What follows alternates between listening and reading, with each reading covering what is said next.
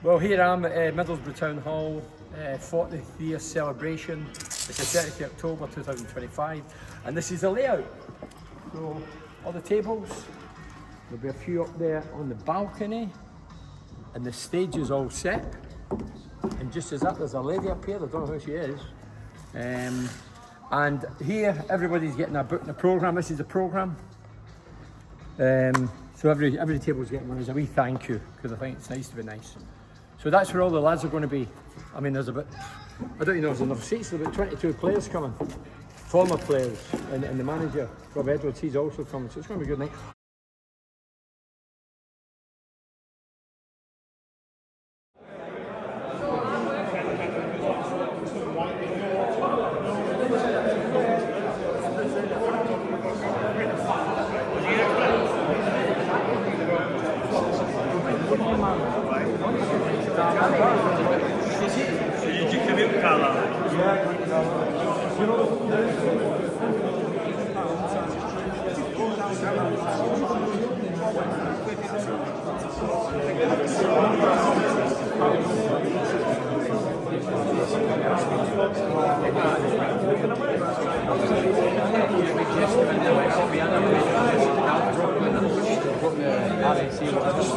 Edwards in our presence tonight, so Rob's going to say a few words as well for you, which in five ushers here as well. Staff, Rob Edwards in our presence tonight, so Rob's going to say a few words as well for you, which in five ushers here as well. Staff, and you don't even have to have the lights on. My name's Gary Thompson, I'm from BBC Radio Tees, but I've worked in the local media scene for over 30 years, starting up at Century Radio, Real Radio, TFM. Most of my life has been following the borough, whether stood in the terraces or sitting pitch side and watching from the dugouts. And I've had the honour to just wonder about this amazing fella that we're celebrating tonight. An enigma, a man who I don't think you can define. He does everything. He's absolutely fantastic, and there's so many people here to support him tonight. So can we welcome up onto the stage? These are people that he's played with, people that he's worked with, people that love him, people that hate him, but they all want to be here tonight. So welcome on the stage, in no particular order, Eric Gates, big round of applause. The wonderful Gary Gill. The Rector of David Wigan. Archie Stevens. Mickey Horswell, Teeside Terry Compton, Gary Pallister, David Hodgson, Matt Proctor, Greg Cabinet, the wonderful Craig Hickett, John Henry, bookmarking that wonderful time from Gilbertson Park to the Riverside. Colin Cooper, Alan Kernigan, Lenny Lawrence,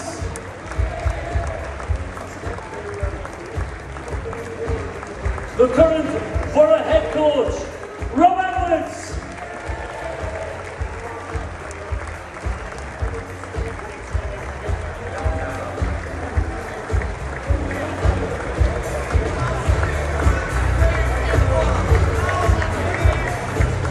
Make yourselves a seat.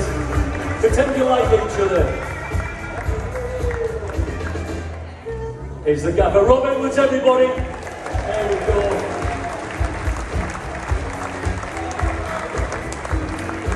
And the man we're here to celebrate tonight, 40 years on Teeside, the mighty Wolfman, Bernie Slaven. Is he lost?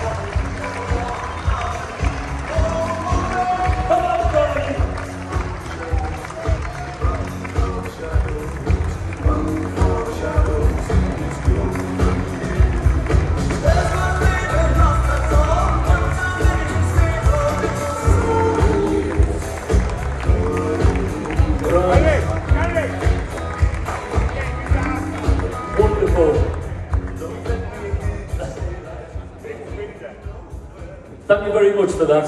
I'll never forget about him getting his ass out in Vin's window. Nor should we forget. You know what I mean? Well, thanks for reminding me of that. Look at this wonderful, what a team this is, eh? What do you reckon?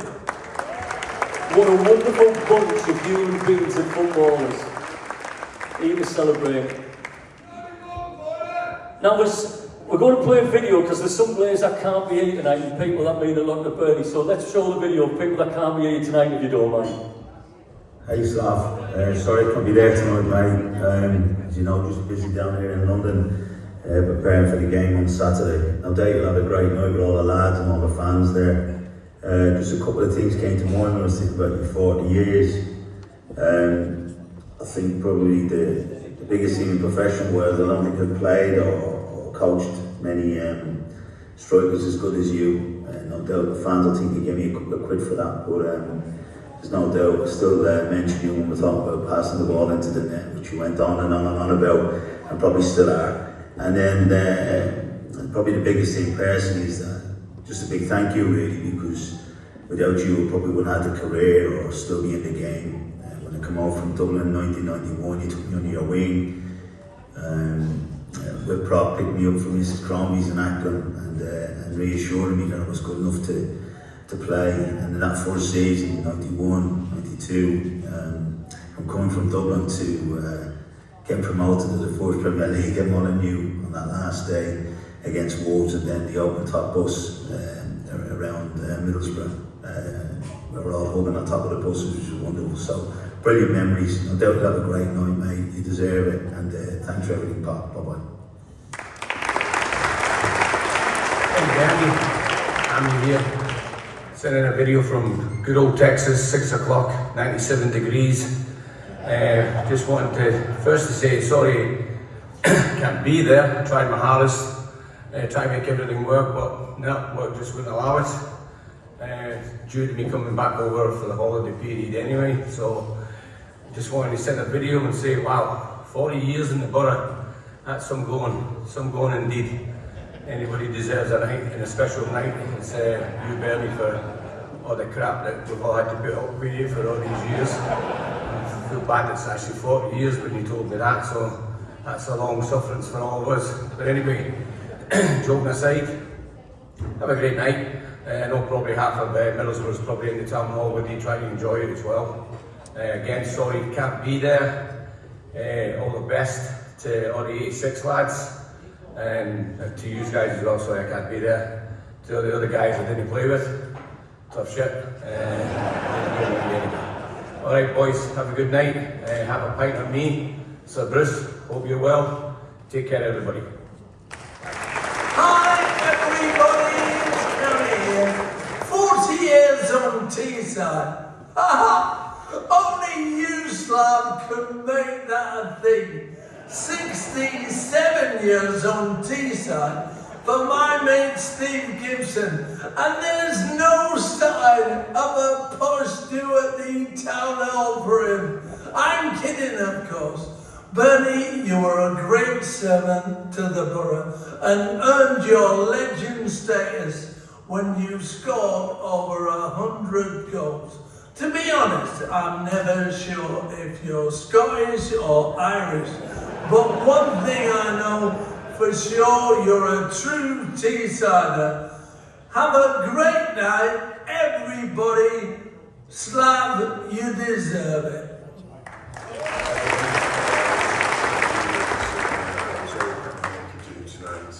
Hope you have a great time celebrating your 40 years on Teeside, where you've obviously made a significant contribution to the town.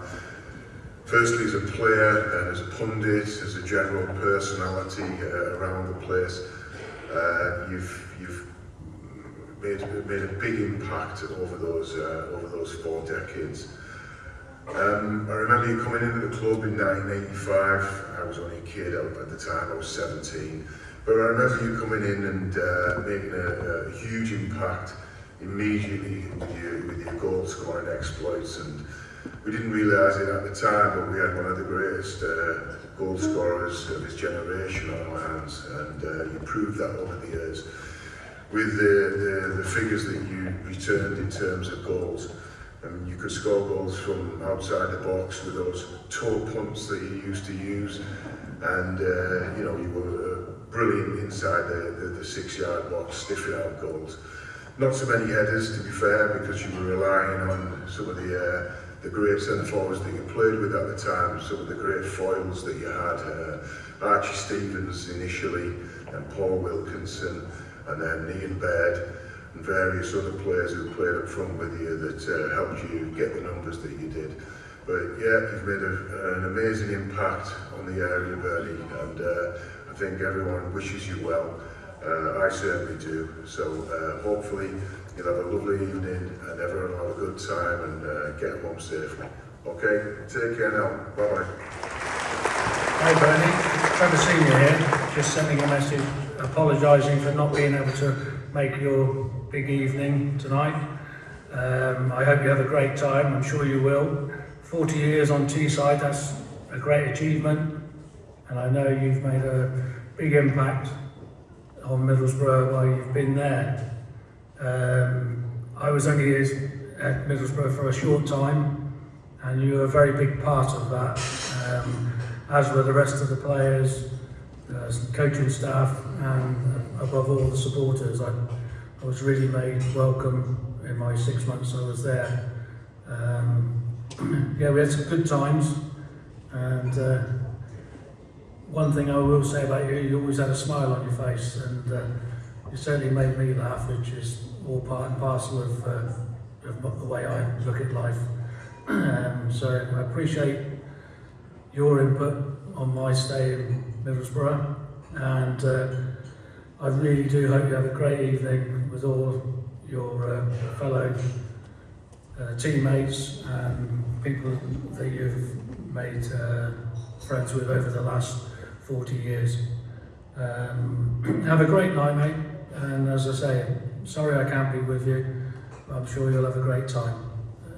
Best of luck. Thanks very much.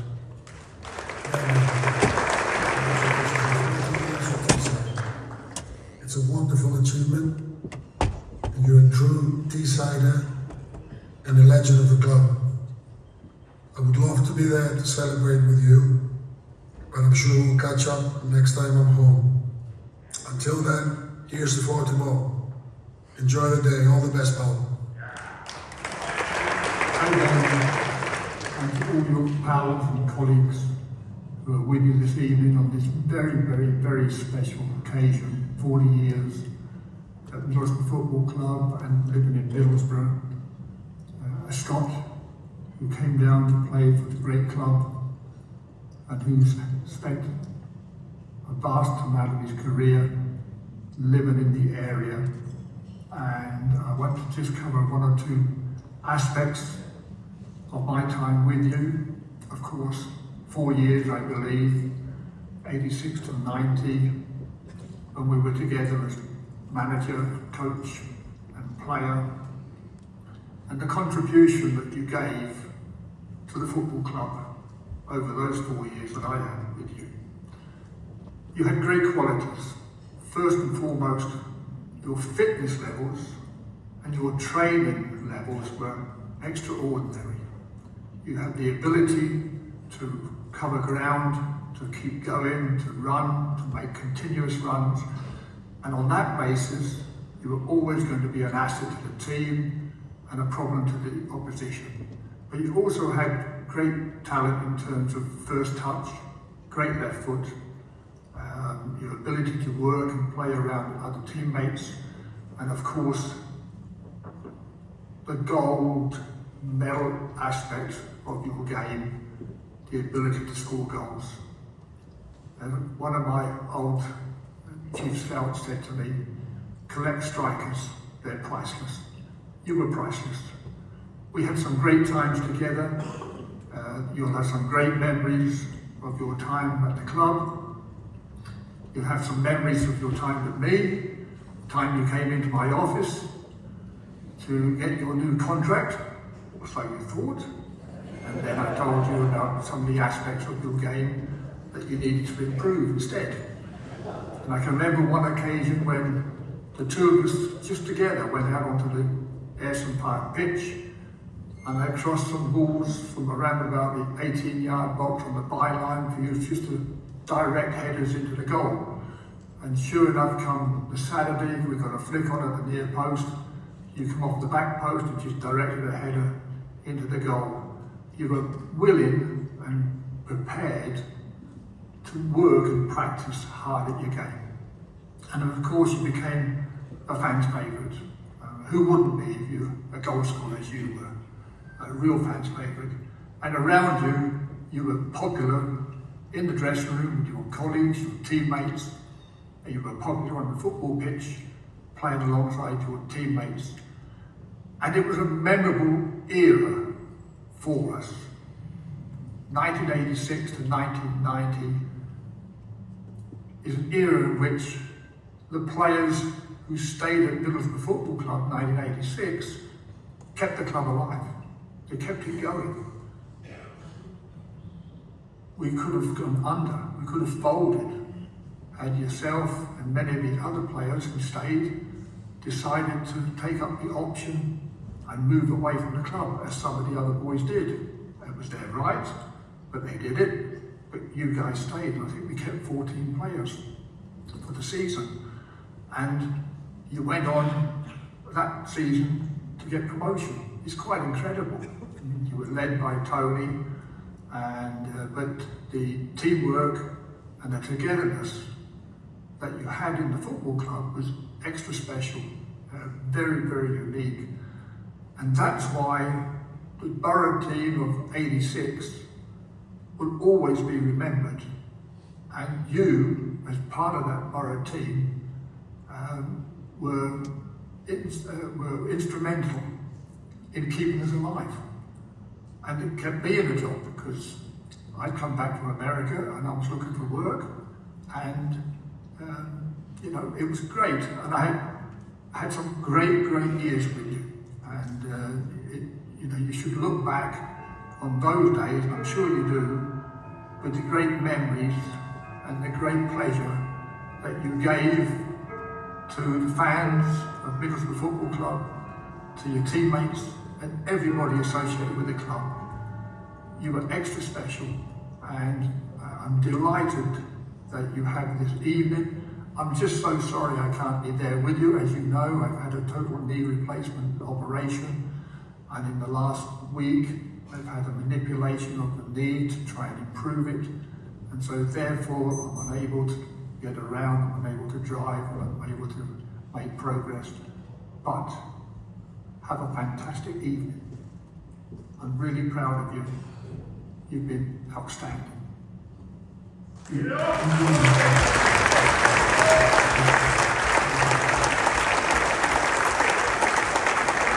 Hi Bernie, it's Lawsy. Sorry I couldn't be there on the night, mate. I'm in the USA currently.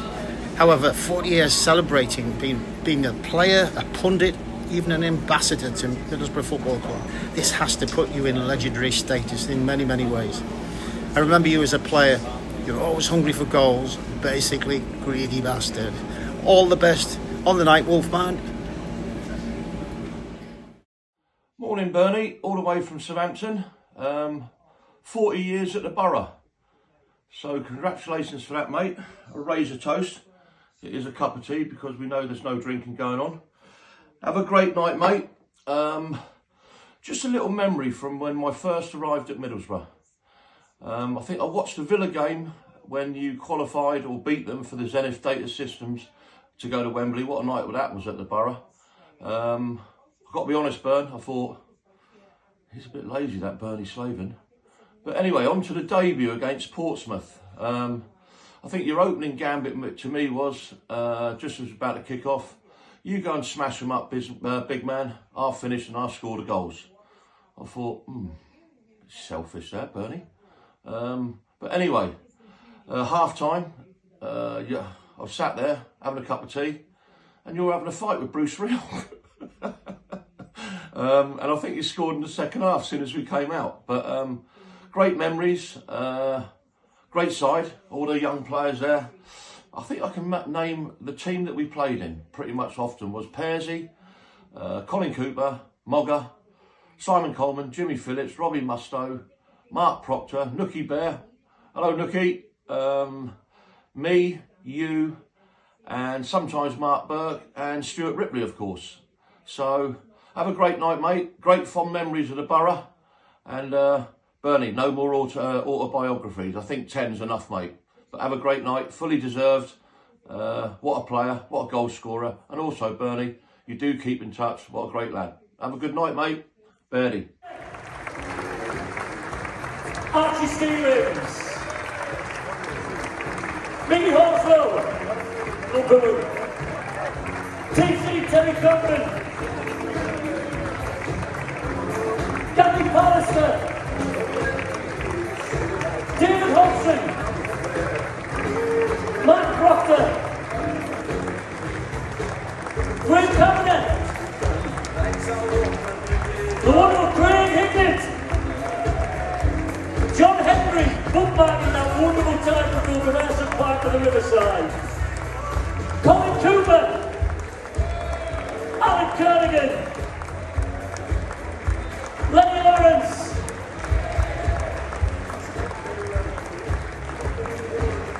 The current Borough head coach, Rob Edwards.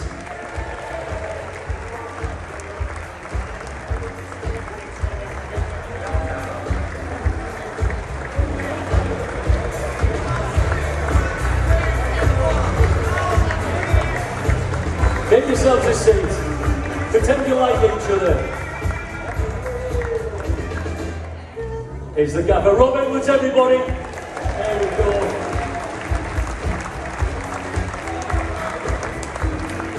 And the man we're here to celebrate tonight, 40 years on Teeside, the mighty Wolfman, Bernie Slaven. Is he lost? Come on, Bernie.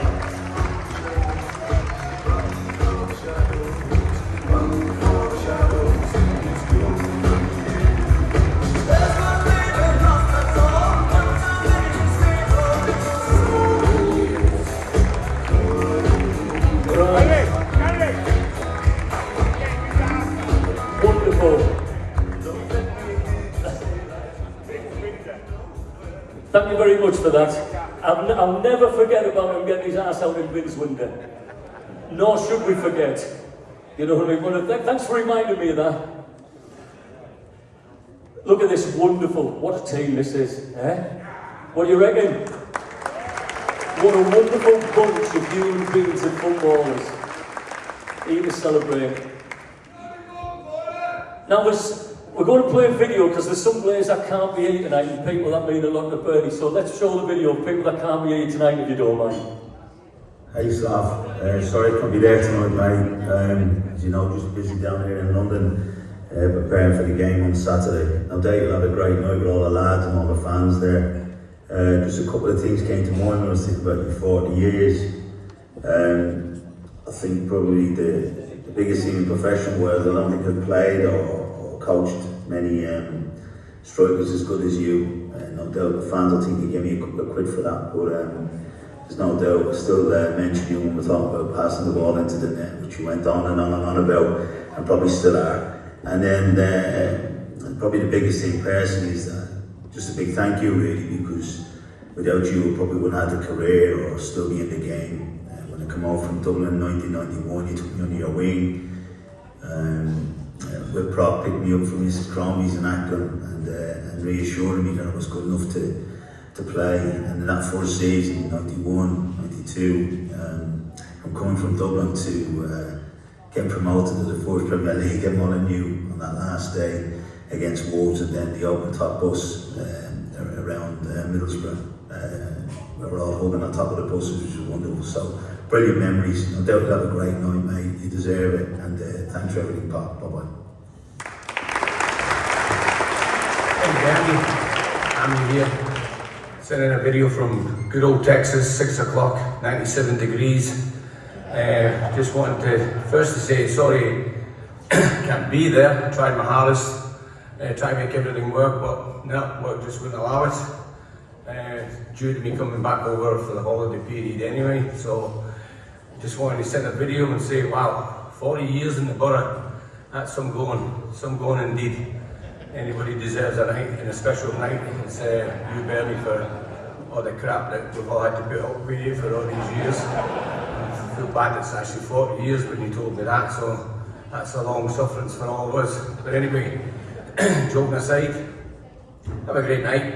I know probably half of Middlesbrough's probably in the town hall with you, try to enjoy it as well. Again, sorry you can't be there. All the best to all the 86 lads, and to you guys as well, sorry I can't be there. To all the other guys I didn't play with, tough shit. Alright boys, have a good night, have a pint of me. Sir Bruce, hope you're well. Take care everybody. Hi everybody, it's Terry here. 40 years on Teeside. Only you, Slav, could make that a thing. 67 years on Teeside for my mate Steve Gibson, and there's no sign of a posh do at the town hall for him. I'm kidding, of course. Bernie, you were a great servant to the borough and earned your legend status when you scored over 100 goals.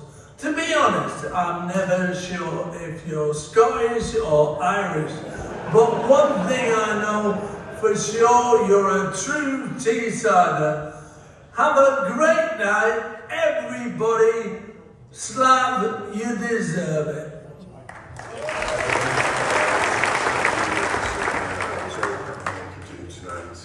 Hope you have a great time celebrating your 40 years on Teeside, where you've obviously made a significant contribution to the town.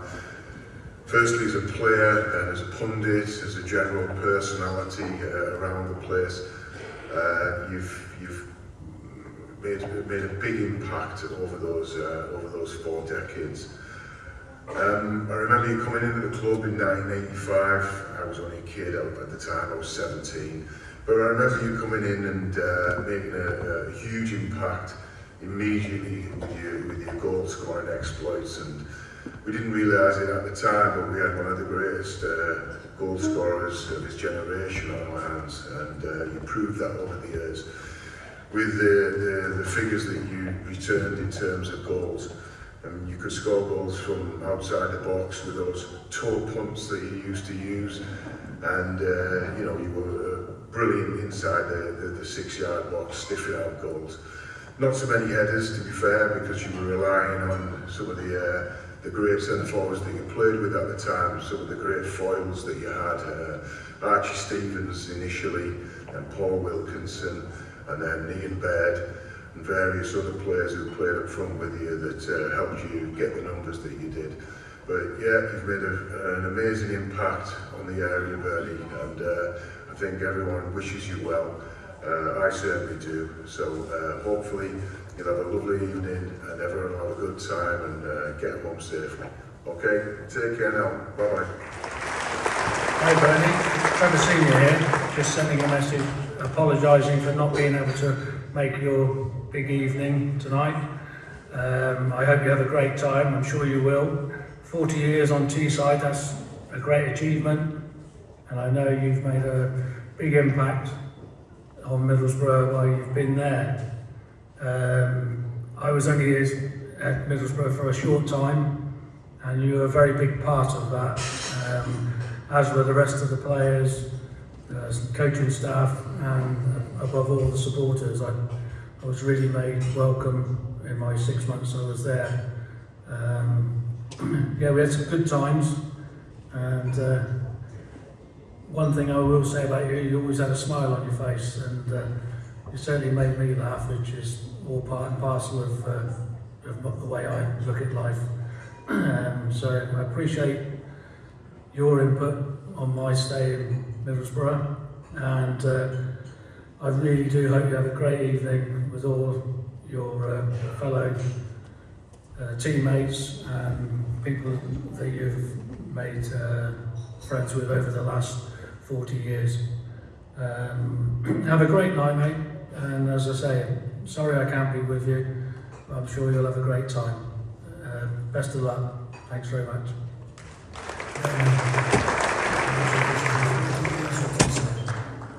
It's a wonderful achievement, and you're a true Teesider and a legend of the club. I would love to be there to celebrate with you, but I'm sure we'll catch up next time I'm home. Until then, here's the 40 more. Enjoy the day. All the best, pal. And to all your pals and colleagues who are with you this evening on this very, very, very special occasion. 40 years at Middlesbrough Football Club and living in Middlesbrough. A Scot who came down to play for the great club and who's spent a vast amount of his career living in the area. And I want to just cover one or two aspects of my time with you. Of course, 4 years, I believe, 86 to 90, when we were together as manager, coach and player, and the contribution that you gave to the football club over those 4 years that I had with you. You had great qualities. First and foremost, your fitness levels and your training levels were extraordinary. You had the ability to cover ground, to keep going, to run, to make continuous runs. And on that basis, you were always going to be an asset to the team and a problem to the opposition. But you also had great talent in terms of first touch, great left foot, your ability to work and play around other teammates, and of course, the gold medal aspect of your game, the ability to score goals. And one of my old chief scouts said to me, collect strikers, they're priceless. You were priceless. We had some great times together. You'll have some great memories of your time at the club.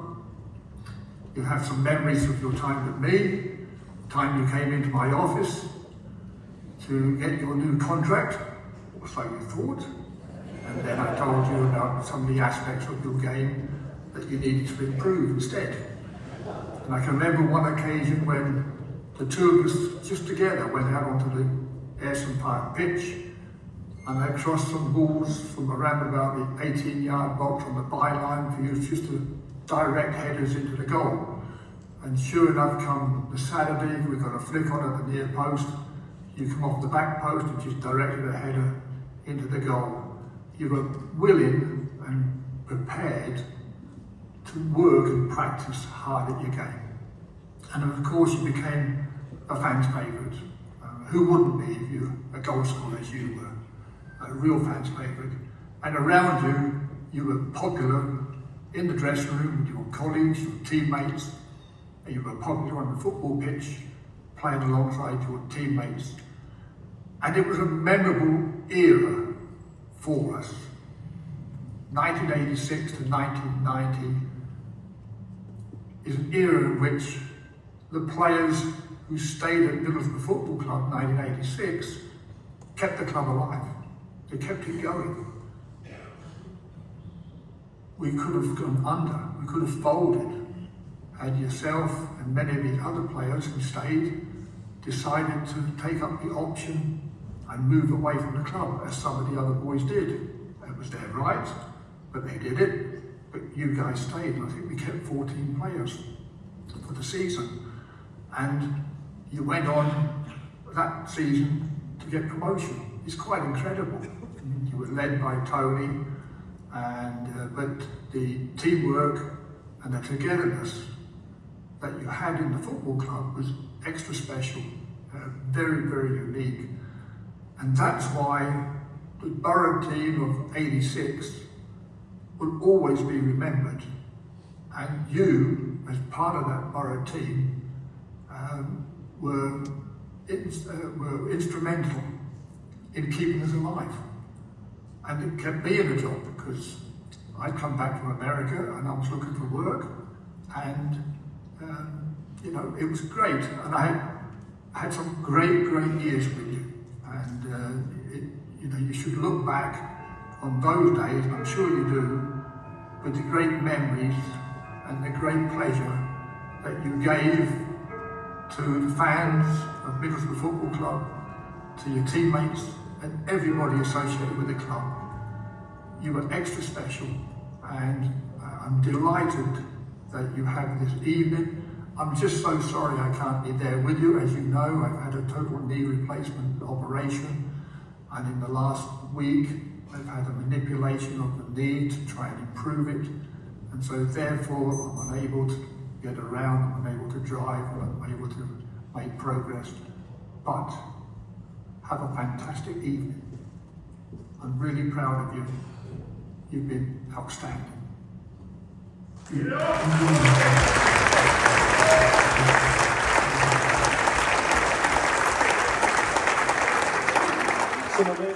It's 10:30, isn't it?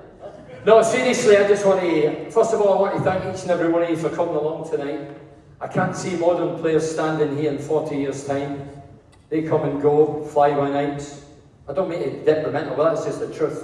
But I'd like to thank you for turning up, remembering myself and the lads behind me. Thanks to each and every one of you. Bruce Rear, he spoke more there than he ever done in all the years he was at Middlesbrough. We used to call him Gaddafi. Do you want to tell him why, Cook? No. No. Bruce was a great manager through the most difficult periods in Middlesbrough's history. But getting back to when I arrived here, I'll go over it. I don't want to keep you all night because the lads are going to say. But when I first came to Middlesbrough, I remember coming in the train, looking out the window, and I seen cooling towers and smog, and I thought I'd landed in the fucking moon. I got off the train. I swear to God, I was waiting in Barry Gilder, God rest him, chief scout at the time. And this guy approached me with glasses. I said, "Are you Barry Gilder?" He said, "No, I'm Eric Paler for the Gazette." I said, "All right." And then there was a prostitute come over. And I said, "Look, I've got too much on my mind, then. I've got other things to do. You know, I was trying to get a contract at Middlesbrough." But that first season in Teeside, I mean, the modern player won't sample this. Well, some clubs have been through bad times at the minute. But first season, I came, first time I'd sampled full-time football. I'm looking at Ayerson Park thinking, what a stadium. I said, look at the size here. And I heard the history, there's been World Cup qualifiers there, and the Koreans are playing. I was like, this is brilliant. First season, relegated, liquidated, fucking bankrupt. And every night I was looking at the telly thinking, I'm going to still be in a job here. I'd only bought my first house, 25 grand, Westbourne Road, in the heart of Middlesbrough. And other lads were struggling. I mean, you look at it now, they're spoiled. They are spoiled. Some of them, they are spoiled. They're all mollycoddled, wrapped in cotton wool, and you have to stroke their egos. Big Rob will tell you, that's not for me to tell you, Rob will tell you. No, seriously. But our lads, we were trained in local parks. We couldn't get in Ayerson Park. So we had to train in local parks. We trained in Stewart's Park, Albert Park, Dogship Park, anywhere. Hall Drive, Hutton Road. We had to wash our own gear. Some of us been out with odd boots, odd socks. What? The Mall. No, not the Mall. We'll talk about the Mall and tall trees later, mate. But it was a very difficult time, and we weren't getting paid. We had to come to this town hall for our wages, is that right? Yeah. Town hall for our wages. That's where we were as a football club. It was like a dog and gun. It was ridiculous. But because the majority of the lads were local, they all stayed put. You know, I see modern players kiss the badge, load of ball. We didn't kiss the badge. We had boys all over the North East. Well, Durham, Thornaby, Redcar, Middlesbrough. I was classed as a foreigner. Yeah, it's true, it's true. But what Bruce Rear's done, and after liquidation, third, second, first, was better than Fergie won the Premier League or Mourinho won and whatever. To go with a group of local lads, no money. I think we signed Paul Kerr for peanuts, and Paul Proudlock for nothing. And that was only signings he brought in. And the greatest days in my Middlesbrough career was the 3 promotions. It was Wigan, we got promoted after the liquidation, that was magnificent. The next season we relegated Chelsea at Stamford Bridge in their own backyard. And then Lenny who's here, that was some achievement, going to Wolves that last game of that season and beating Wolves and getting promotion into the very first Premier League. Put your hands together for Lenny. The thing was, if Lenny cast his mind back, I was getting dropped that day, right? I'll just tell a story, right? A bit of fun. I'm dropped, Andy Payton's starting, and I'm disappointed. I've thrown the dummy at the pram and all that carry on, and I'm in the room with Mark Proctor, who's here, and I'm sitting with Proctor saying, anyway, knock the door. Lenny says, listen, you're playing. Andy Payton's pulled out, he's injured or whatever. I thought, all right, and so I have to try and get my head sorted. And then there's a knock on the door. The game's been put back, there's a bomb scare. I thought, fuck me, a bomb scare. So then, we start the game, we lost the goal, Nicky Moan gets sent off, and we're really toiling, and this is the last game of the season, we have to want to get promotion. And then we end up, myself and John Gittins, God rest him, we went for the same ball, and Gittle had a bigger foot than me, he got there first, that was one each. And then Jamie Park, remember Jamie Park? I mean, he wasn't fast, was he? He was like a greyhound going up the left wing, and he crossed it, and Paul Wilkinson went up like a kestrel, downward header, and we won it. And do you know what we got for winning it? Where's my mate Prop? Where is it? 14 and a half big ones. They're getting out of bed these days. So it was they were great moments, you know. Wigan, after coming out of liquidation bankruptcy, and then Chelsea relegating them. They had a team internationals. You know, Kerry Dixon played for England, it was Pat Nevin, Scottish international, Gordon Jury, who played for Rangers in Scotland. And we'd done them. We beat them 2-0 here. How many of you were there that night, or that day, yeah? It was a great night, memorable night. So going back to Bruce Weir, what you mentioned there was, I got a phone call, it was around about Christmas, and I'd scored about 19 goals. Good going, I think. Anyway, gets a phone call for the secretary, Cam Nelson, who's still there now. She says, oh, Bruce wants to see you. And I said, what's it about? And she went, well, I don't know. And I said, well, okay then. So I go in, and I see Cam at the reception. I said, where is he? He's up the stair. So I got, and I walked with a swagger, put the old jupe on. That was the aftershave back then, the old jupe. Bruce liked nice smells. Chucks the door, and I'm thinking, new contract, 19 goals, so that's good going. Walks in, take a seat, sat down. He's there, he's got a bit of paper, and I'm thinking, contract.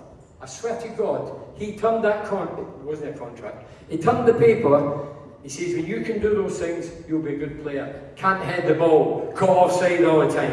Pass when it's on, not when you feel like it, pass the ball to your teammates. I came out depressed.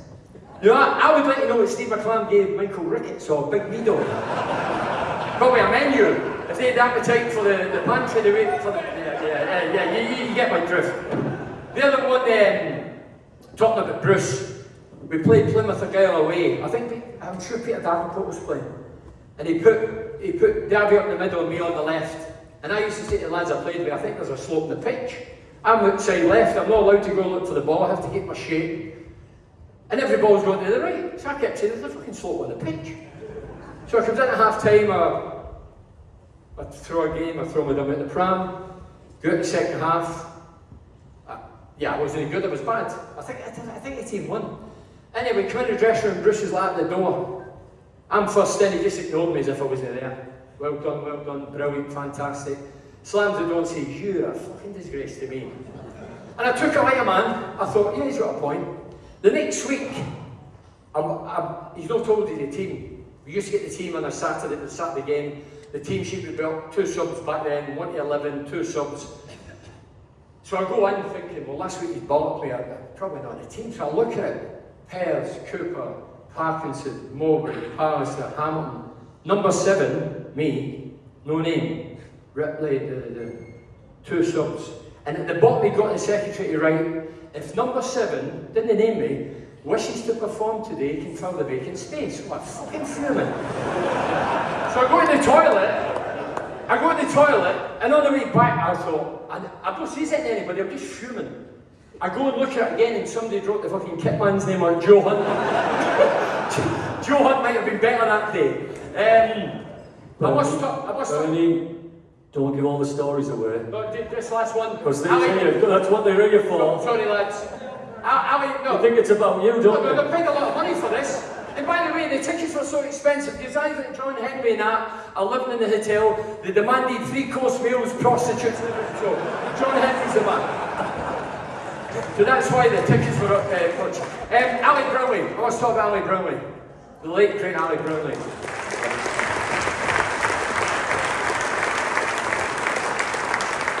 Ali was everything. He was loud, he was proud, he was biased, he was blinkered, he was charitable, he was thoughtful, he was considerate. He was a great, great human being. And all these lads behind us won't be there. Ali will be in heaven, they lot will be in hell. But Ali will be up there because he was a top man, Ali. And I remember going to, we go to Chelsea, Stamford Bridge, and we're all clapped out, because we did the commentary for those who don't know. We go there, and we've got an old clapped out Century radio car. So we're trying to park in London, but it's mayhem, can't get parked. Ali says, Bernard, we will go, he never called me Bernard, it was always Bernard. Bernard, we will go and we will blag it into the car park underneath the ground. I'm doing this because my back's up. So I says, hold on Ali, how are we going to do that? He says, you leave it with me, Bernard. So we drive up, there's a couple of big burly security men. And the guy goes, can I help you? And I turned away, I'm embarrassed because he's not told what he was going to say. And he went, oh, hiya mate, he says, this is alongside me's Keith Lamb, Middlesbrough Football Club's chief executive. And I'd rather get called fucking Fred West. And anyway, the banner went up and we got in. The other one about Ali, well there's two and that's it, finished, Gary's right. We're doing Borough TV. We did that, well we did, I did chats with players and managers, whatever. We were doing the Borough TV on a Monday night, we've been told, just like radio, there's a 7-second delay. So we're told beforehand, Ali, tonight, 7-second delay. There's no 7-second delay, so if anybody comes on and swears, we've had it. So I said, well, we won 3-0, there won't be a problem. So we go on and, hiya Joffrey, Middlesbrough, hiya Stornaby, how you doing? They're all happy. And then this guy's up, John Sunderland, there's a strip below the bottom, so Ali says, John, you're a Sunderland fan, what are you doing on here? He says, well, I love it, I love you guys, I watch it every Monday. I'm based in Birmingham, I just think you're funny. So I thought he was up for a laugh, so I went, all right, John, I says, are you aware who scored the quickest ever goal against your team? And he went, no, and I went, and I looked sort of aggressively and arrogantly at the camera, I went, me, 16 seconds, he went, you fucking Scottish prick. I'll leave it at that. Tonight, our head coach of Middlesbrough Football Club has made the time to come here and have a chat. You're ready to stay very much, like being a comedy club with Bernie. Follow that, eh? You heard Bruce up there, you hear the history of the club. It's something that you took very seriously before you took the job here at Middlesbrough. You're in amongst these guys now, some big names here, some big characters. What's it feel like to be part of it now? It's lovely to be here. Great to see an amazing turnout and to share this stage with Bernie and all of these, huge figures for this football club, and it's such a special night. So thank you for inviting me and having me here first and foremost. First thing Bernie said when we just met, then he said, "You weren't my first choice, but you're doing all right at the moment." So he's told me that. So when the inevitable happens and I do end up moving on, he'll be reminding everyone. He said, "Remember what I said when he was first coming in?" I'm sure that will be coming at some point. But yeah, very privileged to be here on such a special evening for someone who is a special person for this football club. Preparation going in the weekend, a big run of games. You've made no bones about it. This section of games will define so much of the season. How's preparation going? It's good. The lads are working incredibly hard. You can see that. You can see that in the performances. I think we've not been perfect. I know that, but hopefully everyone can appreciate the effort that the lads are putting in. We've said this before. We're human beings. We're going to make mistakes. I will make them as well. We'll try and learn from them, keep improving. But the lads are giving absolutely everything, which I know should be a given, but it's not necessarily a given these days. You do see people going under. You do see sort of a bit of a maybe it's duels or the running or whatever it might be. The basics of football isn't always there. For me, for this season so far anyway, the lads have done that, they committed to that. And I think then we've got some decent players who are able to then help us, have a decent start that we've had so far. Preparations are going well for this these next 3 games that are coming thick and fast in the week. So yeah, can't complain at all. The lads have been brilliant. Is anybody on here that in their pomp you'd like to have in your side? There's a few in this front row. I think a few next to me now that I would really appreciate. I'll be able to pick. But I know some of these guys have been at the games, and hopefully they can see the commitment that the lads are giving this season. Rob, I know you passed your curfew. You were getting in trouble, you were getting a fine. I know, I've got to get back and sort of, you know, I think it's Guinevere, lucky set of balls, number 5 to draw the starting lineup for Saturday. Hopefully I can pick the right ones this time. Well, we wish you all the best, very best. Thank you for going. Rob Edwards, everybody. Top man. Thank you very much, Rob. Can I sit in between the two of you? Because you two, I understand I've got some great stories now. Hodgie, you know, amazing player. But you managed to pull something off brilliantly for Bernie is when you got a video from one of his childhood heroes. Can you tell us who it was? Sir Kenny Dalglish. Here's Kenny in terms of for those who know. It was probably you actually contacted me and said, Hodgie, I'm under pressure here, I've got to try and get 4 or 5 videos put together for Bernie's wedding. And he said, would you mind ringing Kenny? Which I did. And it was quite funny because when I called him, he was actually sat on a sunbed in the manga. And I actually think he's not a drinker, but actually he might have had a couple of wines at that point. So I asked him, listen, it's for a fellow jock. He idolises you. Tell Kenny that somebody that idolises him do anything for me, you know. I said, Kenny idolises you. Would you do some a video for him? He said, yeah. What's his wife called? So I rang the cook, he got Bernie's wife's name. A couple of other questions which I won't disclose. And then he said, leave it with me. And literally 15 minutes later, bing, the WhatsApp message goes and Kenny sends through a 15-minute video for Bernie, which was quite funny as well. I mean, I don't know if you've got it, I don't know if you've got it yet now, but typical Kenny, dry humour. But the great thing was he didn't even hesitate. He obviously knew who Bernie was. Again, fellow Scotland knew his history at the borough. And Kenny recognised that and instantly done a video for him. Now, you're a legend on Teeside. I know you're from further up in the land of the Jordan. But on Teeside, we love you. You know, Bernie's 40 years, you know, you look, as an ex-pro, look, it's an amazing achievement really, isn't it?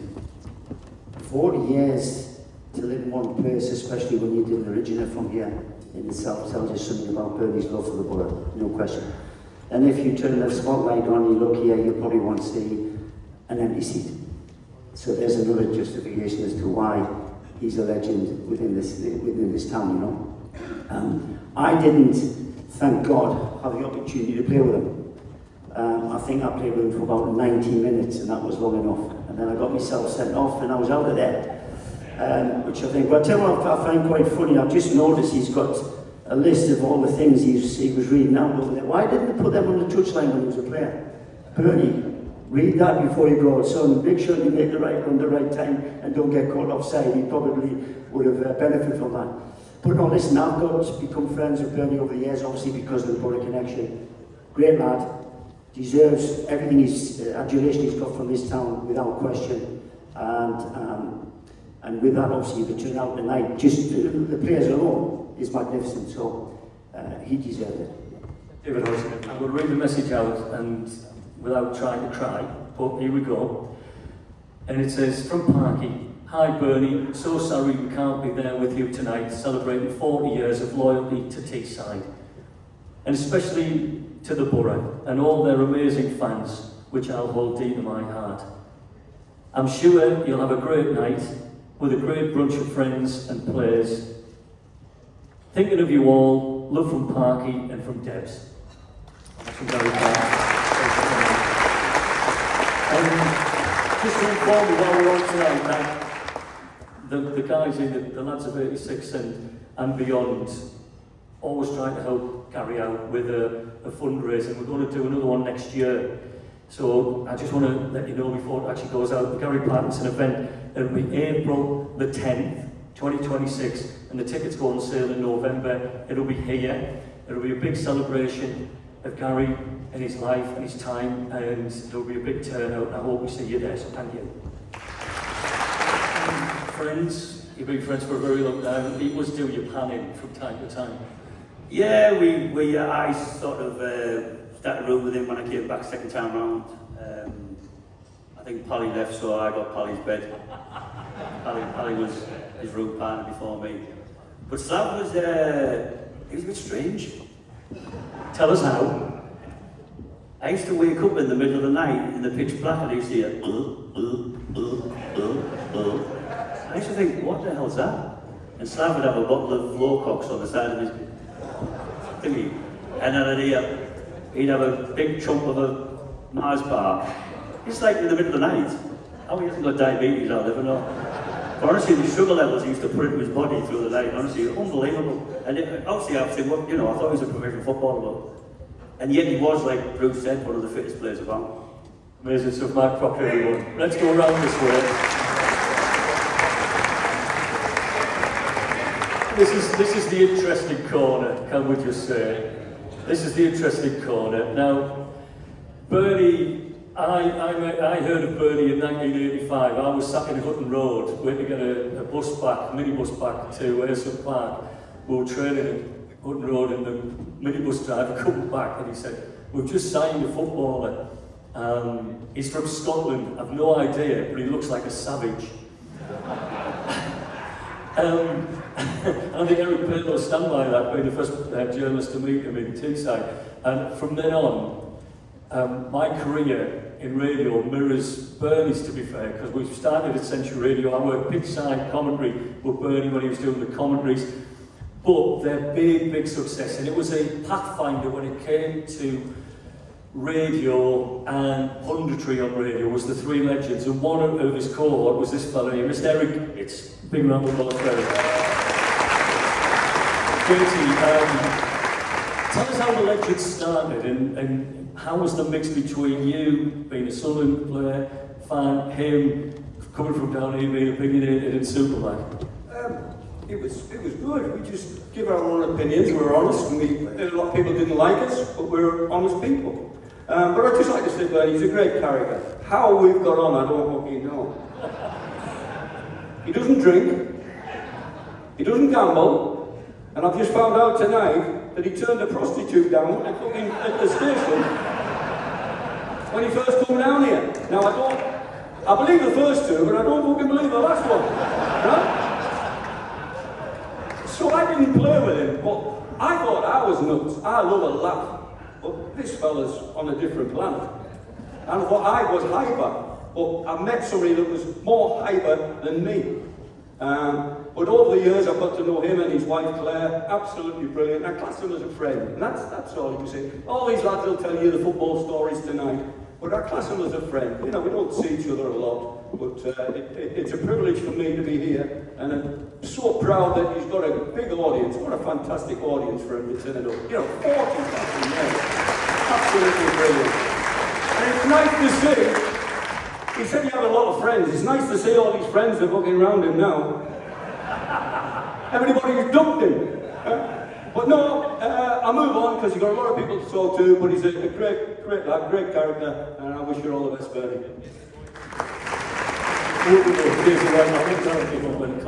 I'll give you the microphone to talk between the two of you. So, I'd like you to tell us, between the pair of you, how you met Bernie and the relationship you have with him, if you don't mind, and a little story, if you don't mind. How are you, Jeff? I think the first time I met him, I did something I've never done before in my life. I'm in a nightclub, and he's bought me a Coke and offered me an extra strong mint. So if you want a good night out with Bernie in the tall trees, Friday night. But that was how we first met. Known each other for most of those 40 years, but with your permission, Gary, I'd like to go away from Bernie Slaven, the footballer. I've got to know Bernie personally a lot more in the last 5 years. And sitting down at the front of the room tonight are a lot of people that Bernie's met over those 40 years. And he's met some strange people, by the way.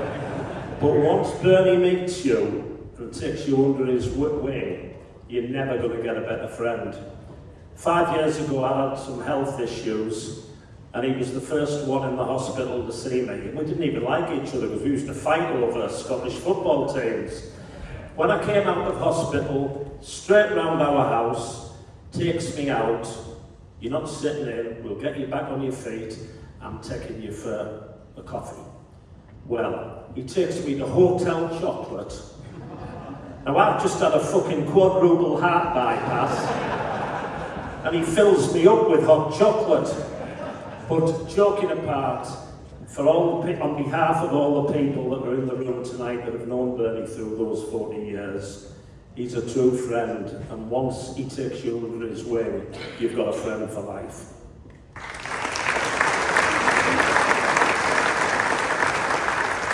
So I imagine he was on the catch from you, was he, when he wanted something? Well, the thing is, Gary, you know, I didn't know him initially, and I feel a bit of a fraud sitting here, because I'm a veterinary surgeon, I'm not a footballer, so I feel a bit out of place here. Some of these are hoodwinked as well. I used to love being at Ayrton Park, watching our number 7, trying to beat the fella with the flag, and sometimes he did it, but I got to know him because he moved down to Thursby where I live, and I put my head over the hedge where the place he'd moved into, and I noticed it was like a menagerie, and a lot of people won't realise, but Bernie is an absolute avid animal lover. He will do anything for animals, and I thought, a fella like that has got to be alright. I thought, well, a wolf man maybe needs a veterinary surgeon. So I spoke to him, and he said, yeah, and he showed me around his menagerie, and he had everything there.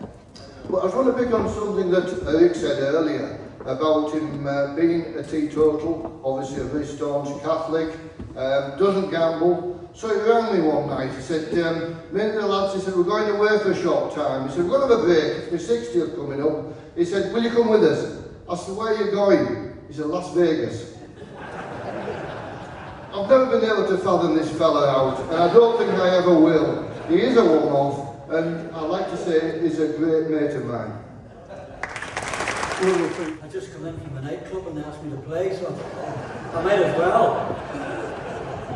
And it was against Middlesbrough, and I was playing against Bernie and them, and I'm shouting at everybody, you know why I played.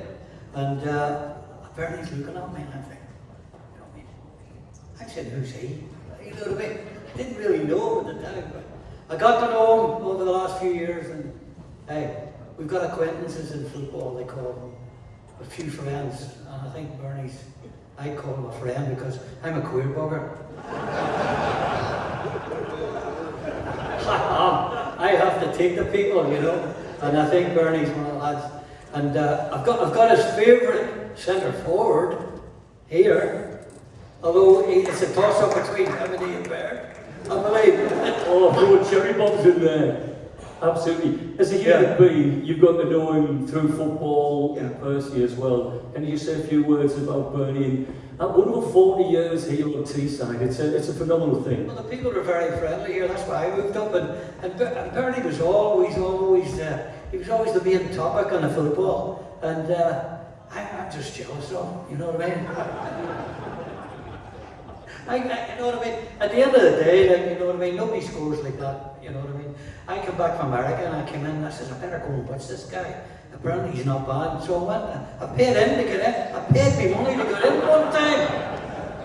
And I watched Bernie and I thought, oh yeah, you'll do great. You know what I mean? So, but he wears his heart on his sleeve, like, you know, that's what you look about him. He calls a spade, and that's what you want. You know? Brilliant stuff. Terry Sport, now I don't know whether that's appearance-wise,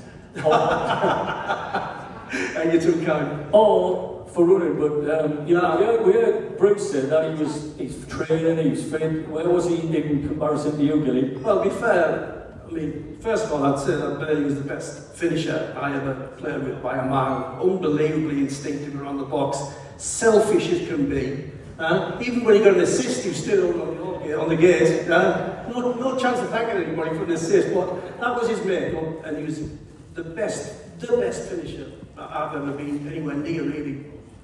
When he got his fitness, I think people overlooked his fitness. You know, he was really, really fit. Remember he stood the masked runners, that figure 8? Yeah, I mean, I was like fit, you know. But then, I mean, we used to have some right old battles, and people didn't see that because, you know, they used to see Bernie score loads of goals, and made it look easy, and they didn't think he was working that hard for it. But I tell you what, and to be fair to Brucey mentioned that, some of the work he used to do, you know, in training was proper. You know, he was a finisher, but he used to work hard. And when he came to these runs, I mean, Paddy was the worst, by the way, because, but he was. But to be fair, the talent looked after, that talent was more than enough to look after that. Bruce was always on his back trying to get the run, but Bernie, best finisher. I tell you what, when he came to the fitness side of things, he was unbelievable. Unbelievable. And as a character around the dressing room. Well, I saw him when he came down, he made his debut in a reserve game. I can't remember who you played, you know. Right, well, that's true, if one Scunthorpe Bradford. But he scored this game, we were watching the match, and it was like Roy the Road and stuff. You know, he came on, we didn't know anything about him, he came from Scotland. And I think was it 25 grand or something like that? A savage. Well, it was funny because everybody see it like from a mile off what kind of a finisher he was and what he could add to it. And then the club were really struggling at the time to find 25 grand or whatever to buy him. It was incredible, really. But those who were at the game that night could see what it was all about. But he was an absolute character, single-minded.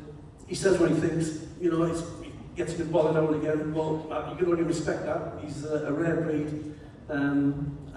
We used to have some laughs as well, you know, before games, and the stuff you mentioned about the sweets and the coke and all that kind of stuff and the soft drinks. I mean, the worst preparation for a game you've ever seen in your life. And then you go out on a Saturday night, and you go out on the game on a Saturday, and apparently you just turn it up. So yeah, brilliant. Archie, you come up in his thoughts quite a bit. So, hang on, I'm sure it's getting a point. He's spinning feathers here. There was a few of us that like a drink. What was he like as a strike partner? Oh, brilliant. Best strike partner I've ever played with. Like you said, selfish, but he was selfish and he scored the goals. Bad off his offside decisions. He'd scream at me. And the referee, blow the whistle, and he points to him that it's him offside. And he'd look on the line, he'd go, it's fucking you. And I'd go. And he'd say it all the time. As soon as we got in the changing room, I'd go and I'd want to grab him by the throat. And Bruce would be looking at me and he'd say, sit down. Sit down. I said, oh, fucking kill him. Kill him. But as a finisher, as a playing with a striker, the best I've ever played with. And still, what was it like to have this character around? No, I was brilliant. My first sort of like memories on was my dad and my granddad telling me, you've been here 40 years, pal. You've been here longer than I've been alive.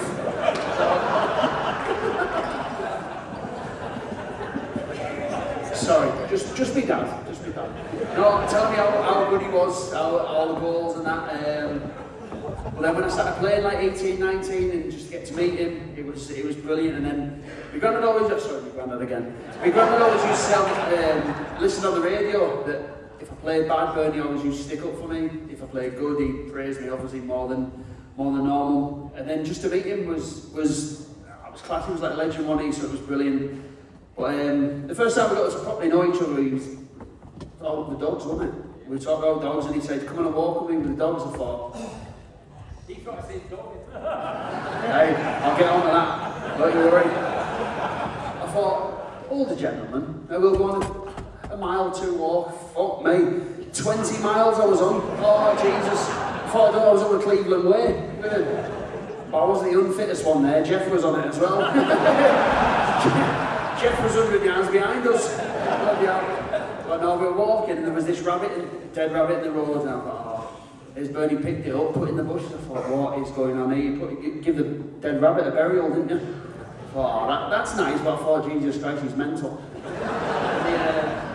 The next text I got was, do you want to come look at some badgers with me and the missus? I thought, hey. I thought, I'm in here. And I thought, yeah. I thought, that's me. So I was in the shower, give myself a wash, make myself smell nice. Up Rosby Topping. Nothing happened. We actually was looking for badgers. So there was me, Bernie and Claire, stood there, Roseby Topping, half an hour, in the dark. Do you know how many badgers we've seen? Fuck all. Not one badger we've seen. But, no. Where were you looking for badgers? He said, oh, he's showing me all these videos, these badgers coming out and that. I was like, yeah, I'll go see some badgers. Yeah, not one came out, no. As a human being, I don't think I've ever met anybody like it. What was it like working with Ali? You know that Bernie had done that job for so many years with Century. What was it like to fit in? Well, listen, they had such a good rapport together. I mean, they won was it World Radio Broadcast of the Year in New York, wasn't it? Yeah, and then got sacked. Because Bernie spit his dummy out probably, but that's been the common theme tonight, hasn't it? Can I just say, Bernie, I'm unbelievably impressed in the people you know. The message is there. I mean, Trevor Senior looked like he was ready to do a service at church, didn't he? And he looked like he was going to do it for Stuart Ripley, who looked like he'd done his from a coffin, yeah, because it was all white, wasn't it? And then obviously George Michael comes up, and then... Well, it was Dimmy. It was Dimmy. Fuck me, I thought it was George Michael, it was Dimmy. I'll take that back. I was expecting Morrissey after George Michael, but it never happened. Anyway, so back to Andy. I don't know if you remember, we played at Reading. Remember we played at Reading in the quarterfinals of the Cup? And scored the goal. He's doing the commentary with Ali. And I'm doing the radio. And then I get a phone call. So it's Robbie Mustoe. Iggy. I said, "Hey Rob, where are you?" I said, "Well, I'm at the ground." "Oh, just let you know, the coach has left, we're on our way to the airport, you're going to have to get back on your own." Right. So they've left me there at Reading. So the first person I see is Bernie. So I'd say to Bernie, "I'm in a bit of trouble here, I can't get home, the lads have left me." He was like, "No, don't worry about it, we'll give you the lift home." So him and Ali, it was the longest fucking 6 hours of my life from Reading. But they gave me a lift home. We got back to the airport, and my car's at the airport, at Teeside Airport. So I said to Ali, "Just drive to the barrier, like the barrier will open, I'll get my car," because my bag was on the bus. So I've drove my car, and I'm going through the barrier, and as I've gone through the barrier, Ali's backed up, the barrier's still up, I've gone out, away, without paying. Next minute, the airport police have come and pulled them two up, and they're trying to get done for, what was it he got done for? Did he ask me what he was doing there or something? Yeah. But then he seen Bernie and everything was alright. And that's what Bernie does around the place, doesn't he? Yeah, he was. And they wouldn't have left Ravenelli. No chance. I wonder what that is. You've been there from the beginning. Well, yeah. And you're still here now. Yeah. I mean, how the fuck we came mates, I do not fucking know. You know, I think it was the fact that he drove everywhere. So he would drive to the tall trees, he would drive to the mall, he would drive to fucking Hardwick, all saved me a fucking fortune, he did, bless him. I think that's how we became mates. But for someone who doesn't drink, not as a box of frogs. This is the great myth of it all. I mean, I would have got fined twice as much if it wasn't for Bernie. Because we used to get fucking letters written into the club to Mr. Rio that he'd seen Pallister and Slaven out last night, whether it was the Mall or wherever, and they were both pissed. Now, Bernie doesn't fucking drink, so how could he ever fucking go with me, you know what I mean? So, yeah, that was another reason for being best mates with him. And the wonderful thing, through football, you had that amazing career going to Manchester United. Most expensive defender in English football at the time. Yeah, well, and then I came back for 2.5 million, which Bernie said was fucking bad business. That's to his fucking mate, by the way. But that was the thing, he'd give him one and take the other. And to come back after that time and to play football and him commentating on you, you know, yeah, what were those conversations like? I never used to listen to him, so I didn't never really. I used to get picked, "Oh, Benny's had a bit of a pop here today." Like, fucking really? And I'd phone him, he goes, "Well, I've got to tell the truth, Pally, I can't just because you're my fucking mate." Do you know what I mean? But that's the way he rolls. Like, all the lads have said, he just speaks his mind. He's honest with his opinions and what he thinks. Doesn't always go down well with people, but it's how he sees the game. And he's done it for years now. He runs the lounge, he does his podcasts. I mean, he's got too many fucking jobs now, doesn't he? Find the time to deal with it all, son, to be fair. But no, when you talk about my career, I mean, I played with some great finishers, and I played against some great finishers. There's nobody as calm as Bernie in that box when in tight situations to finish a goal. There's not many people that put before Bernie to finish a chance off, so he was exceptional.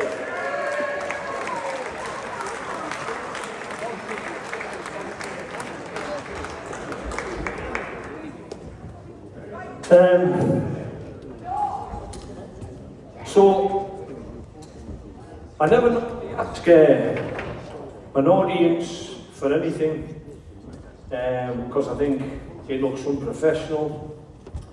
I think it shows a lack of confidence, and I also think it looks desperate.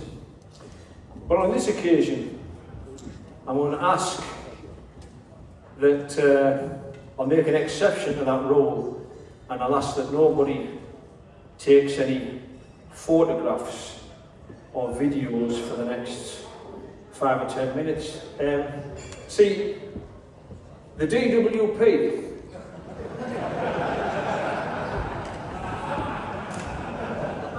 are convinced that I'm confined to a fucking wheelchair.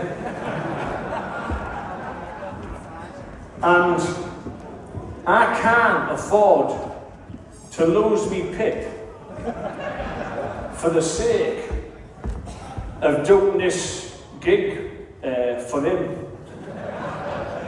You see, Bernie, I love you, right? But you're a tight cunt. Right? He's that tight that when his sons were young, right, he made sure that they had double glazing fitted in their house so he couldn't eat a fucking ice cream van.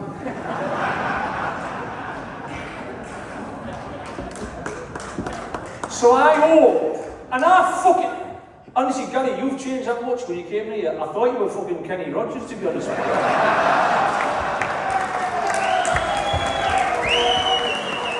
And I've never forgiven you to fuck off to Manchester United when we were on our knee, you fucking turncoat bastard. What a joke. So, I mean, here we are.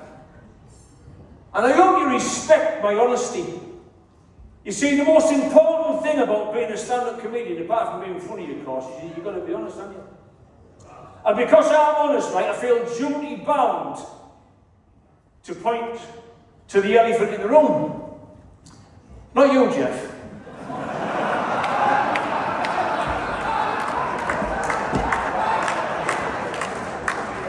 Look at the foot, you've let yourself go, man. If you're wondering why he looks subdued, it's because earlier today, Barclays blocked his card due to suspicious activity. Apparently, he went into Morrison's and bought a fucking salad.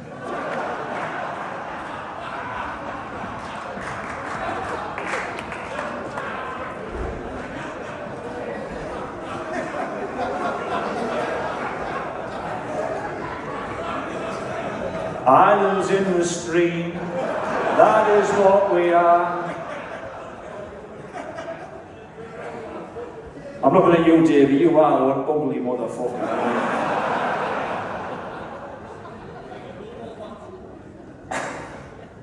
No,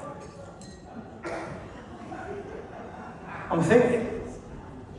The elephant in the room on this occasion, right? And I fucking love Middlesbrough, right? I love Teeside. But the elephant in the room, that here we are, paying homage. That means tribute. To a Borough legend and all things Teeside. And so, how the fucking hell did two sneaky fucking Mackhams get it?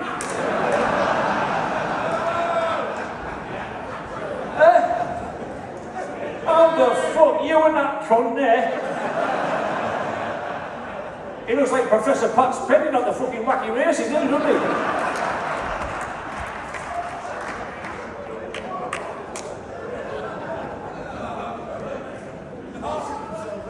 Fucking Mackham. I used to love it when you used to come to Ayresome Park, torturing us all the time, and I'd always shout, "Al Gates, you fucking Mackham bastard! Fuck off!" but you could never hear me. Because there was 28,000 lads all shouting the same fucking thing. So what a pleasure it is to come 4 inches away from your face and say, "Oh, Gates, fuck off, you mackin' bastard." God bless him. When he was a Sunderland, they nearly went down. When he was with Carlisle, they nearly went down. I wanted to go on a cruise with you, you fucker.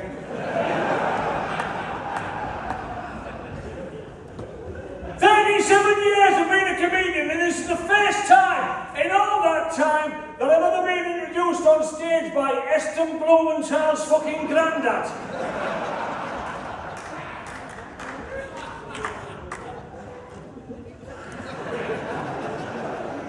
Put your fucking moaning. I've come all the way over from Dormanstown to come here tonight. Domo! Sounds like a medical condition, doesn't it? Like club foot.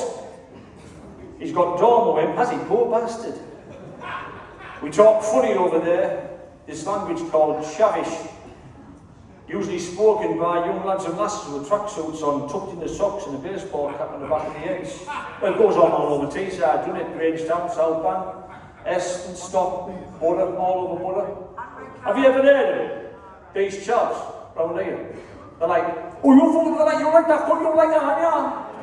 I'm not your fucking head off you, that cunt. You fucking like that, you fucking knock your fucking lips off. Will you fucking take your teeth? I'll fucking knock your fucking head off you, cunt. Did you know Paddy Park is the only place in this country, right, where as fuck is a unit of measurement?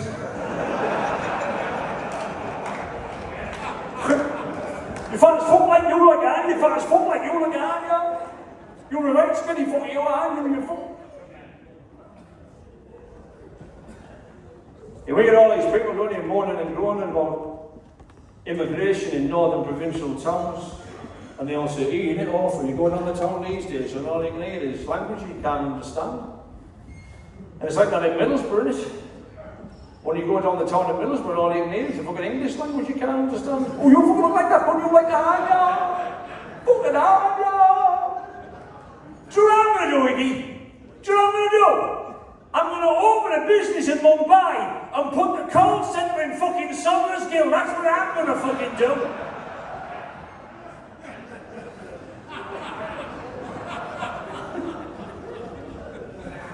Now, do you know what it is? I'm looking at, not you.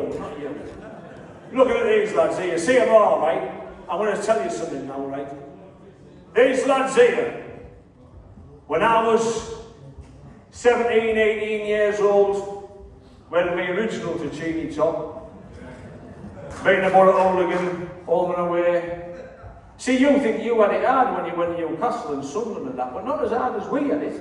You ain't getting fucking spat on and kicked and punched and filled in your vans fucking smashed to bits. But that's what we had. The last time I went to Newcastle United, right, as you know, I was with my daughter, she was 7 years old, she had a bar scarf on and a pom-pom hat, and I had this Geordie with his face shoved through the barriers, having a go to us because of the Cleveland sex abuse thing, the child abuse thing. He had his face and that going, Kenny Villa! Oh, Lester, fucking charming Lester! I fucking hate you! I hate you! Now I'd expect that from some ex-fucking miner from Peterlee. But Bobby fucking Robson!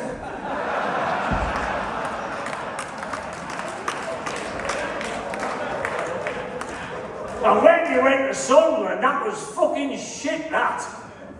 They're all over the barriers. What's it like the shaggy kids? I've got my daughter with me. She said, Dad, what they're talking about? She said, take no notice, they're fucking jealous, that's all. Don't know you're fucking born. Look at Lenny laughing now. You'd love this show if you could understand it, Lenny. What the fuck is you doing? What the fuck are you fucking talking about?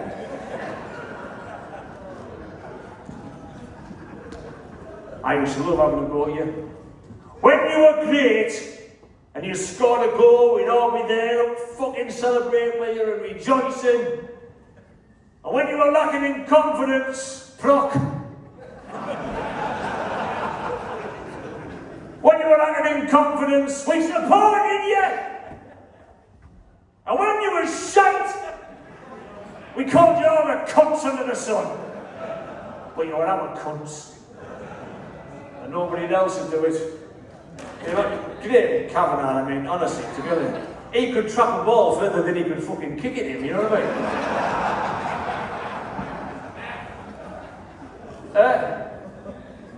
And then we got real football men, like John Hendry. Eats football, breathes football, sleeps football, looks at football.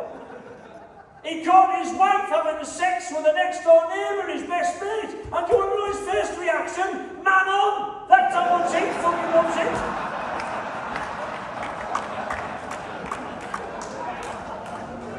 And your socks, his socks, every time I come in, he's always wearing a bright pair of socks. I don't think you're getting away with it, because you see, this Christopher Lee fucking lookalike.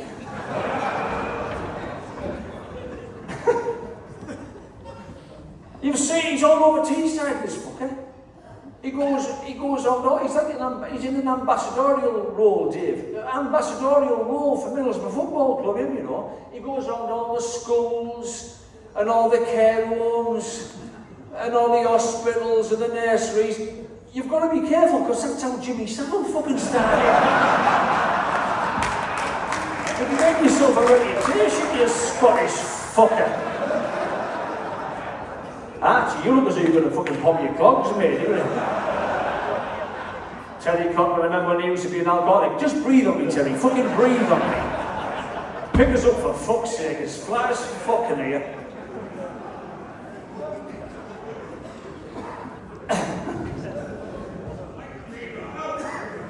So, I wrote this poem for Bernard.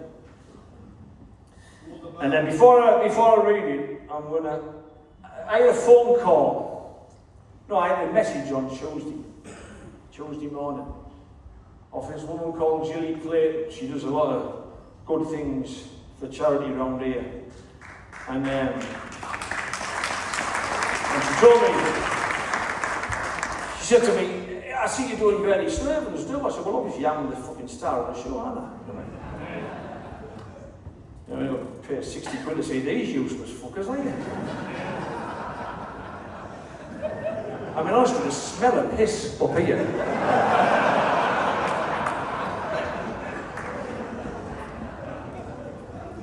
And she says, well, you're doing Bernie Slaven's do, aren't you? And look at these two lessons here, you love me, aren't you?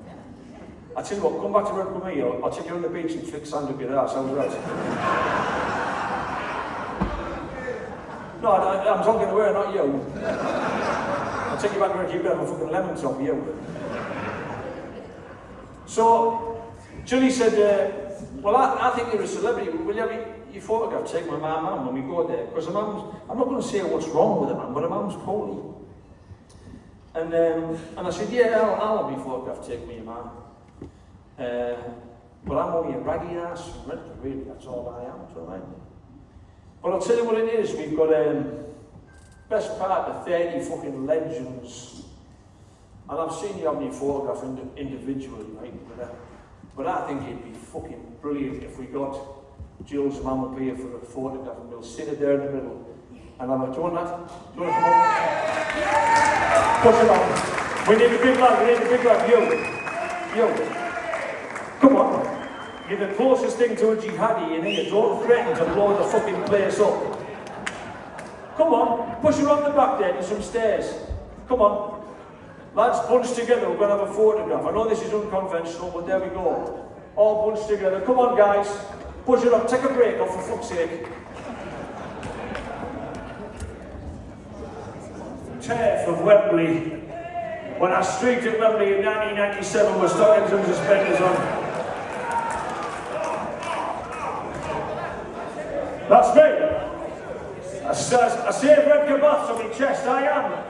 In 100 years' time, a quiz question over the border, and there you go. Give the Jenny Pearby. Have a fucking closer look. Johnny fucking, it was a cold day, alright, you fucker. Look, I'm on here. What did it say on my chest? Save Red Baths. And on my back it said, Fiona, I am sorry. Fiona was a scouser that I fell in love with. But I had to fall in love with her because it was the only way I could get my fucking wallet back, right? There you go, that bit of wanking material for you when you get home, John. Put the spikes back in your fucking life, you and your ass. Yeah. Lucky Scottish fucker.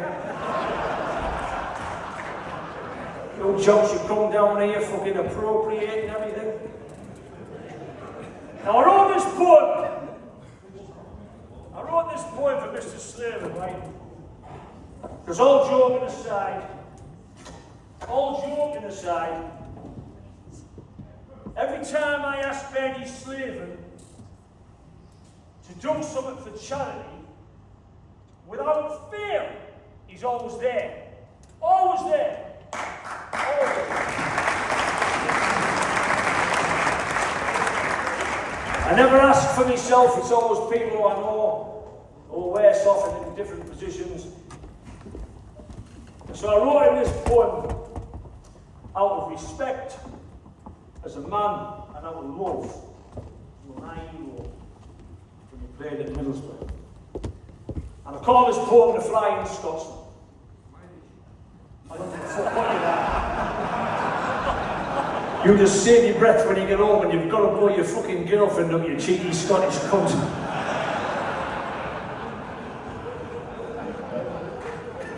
Fucking come up here, my pip's being fucking jeopardised for you. You're not even giving me the fucking bus fare home, you tight bastard.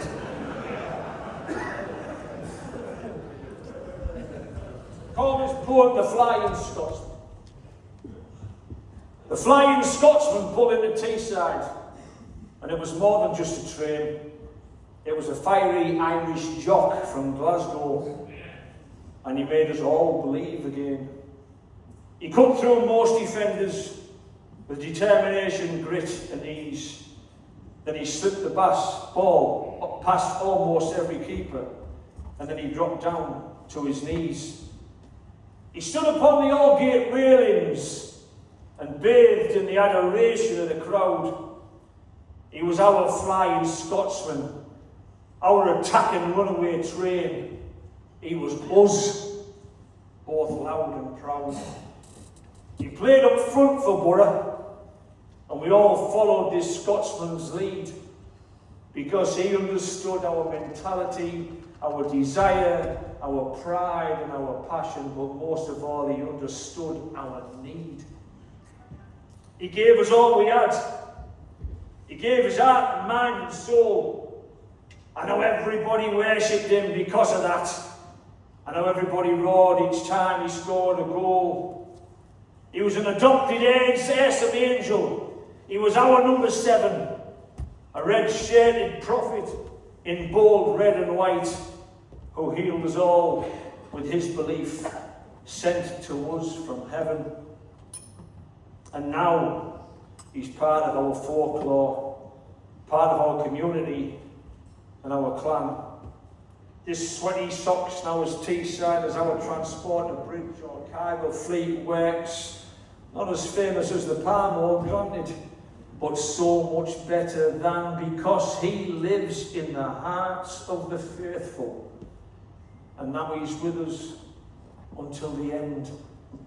And I can't tell you all how proud I am that my footballing hero, this Borough legend, this Flying Scotsman, now calls himself my friend.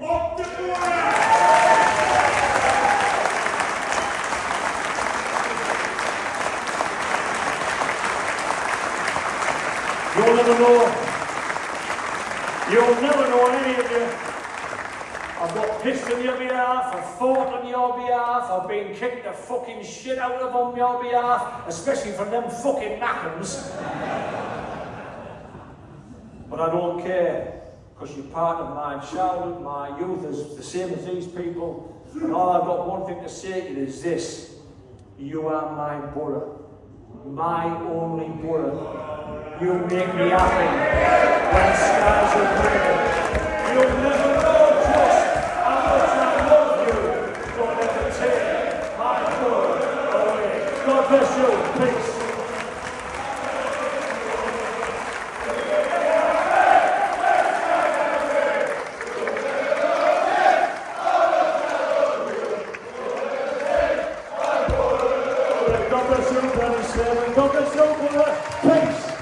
We've got an extra edition on the front row here. And it would be remiss of me, thank you very much, Mickey, thank you very much. It would be remiss of me not to have a word with our captain, Mr. Tony Mowbray.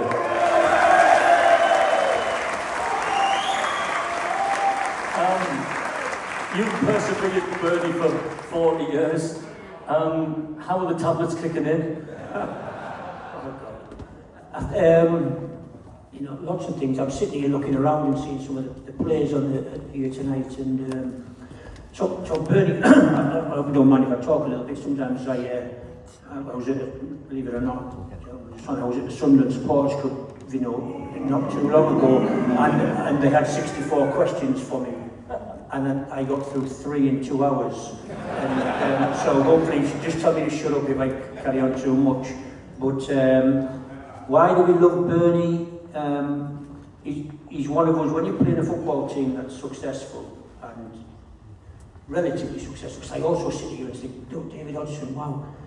David Hodgson played for Liverpool. I used to clean Hodgson's boots, and I'm sure he remembers. You know, he used to have white shorts and white socks every day, and I used to get in early to make sure he got the white socks and white shorts. And I mean, what a football, what a team he played in. I watched Jack Charlton's teams of like 73 to 77,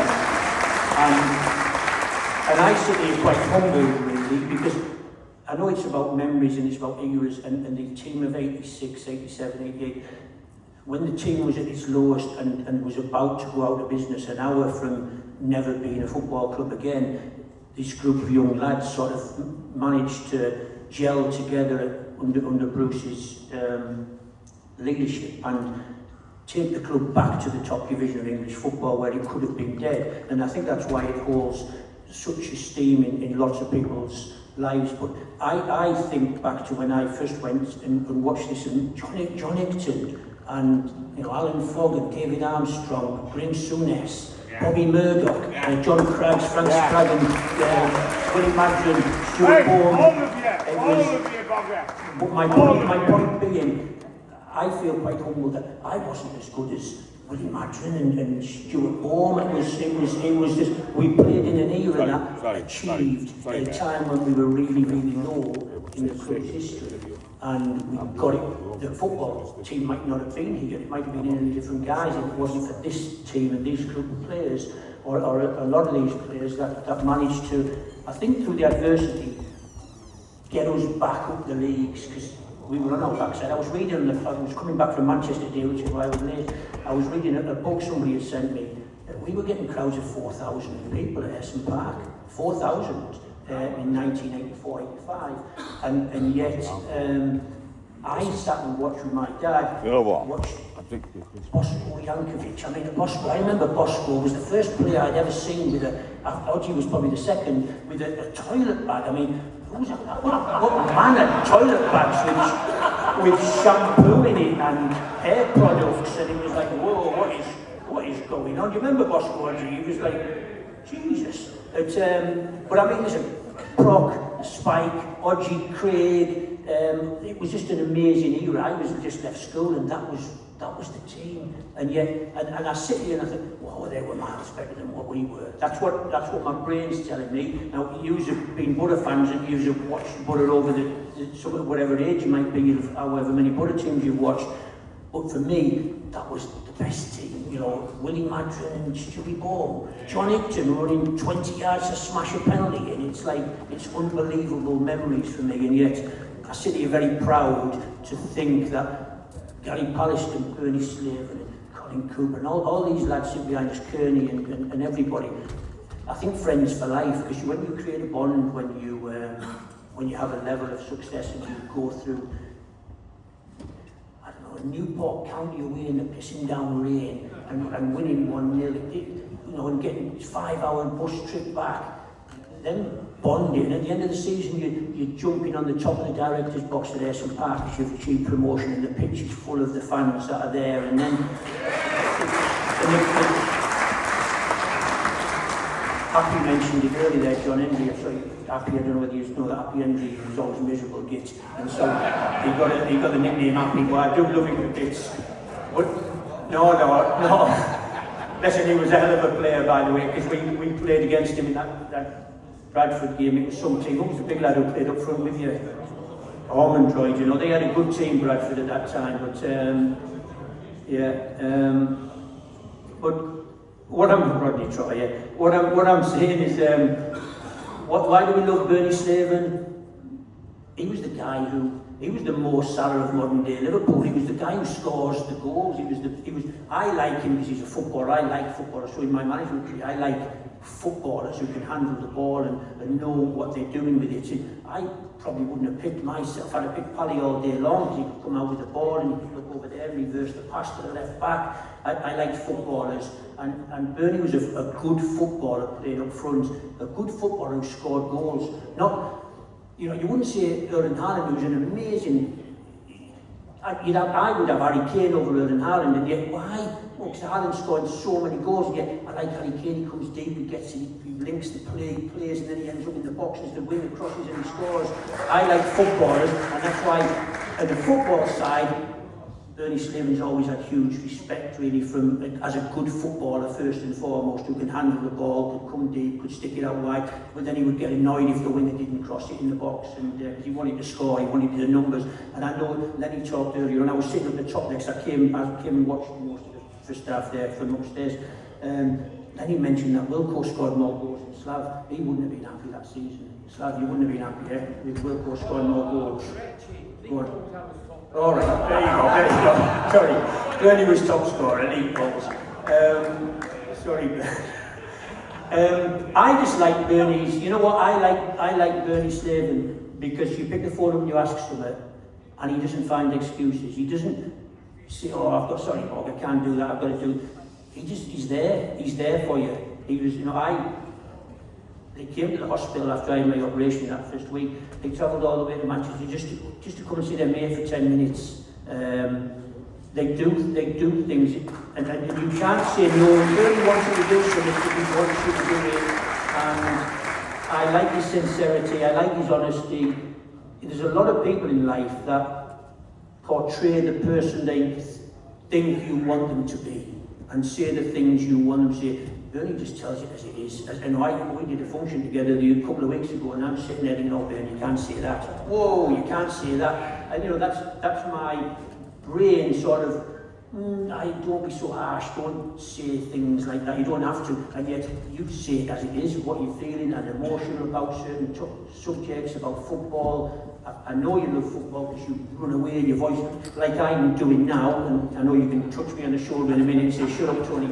But it's because you love the game and you're enthusiastic, you're passionate, you want it all the time. Thank you very much. Right, I'll shut up. Thank you very much. Lots of people here tonight celebrating. You're here, these guys are here. 40 years on Teeside for Bernard Joseph Slaven.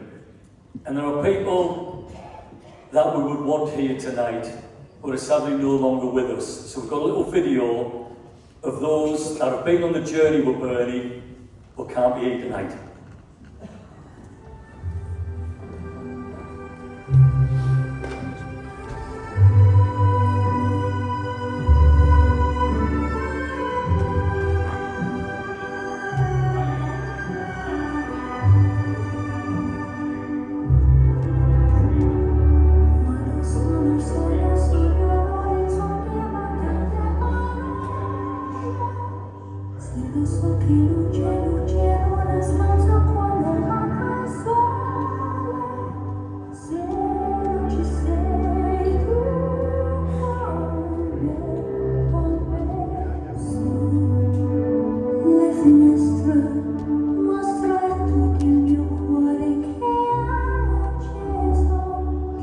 Chiudi dentro me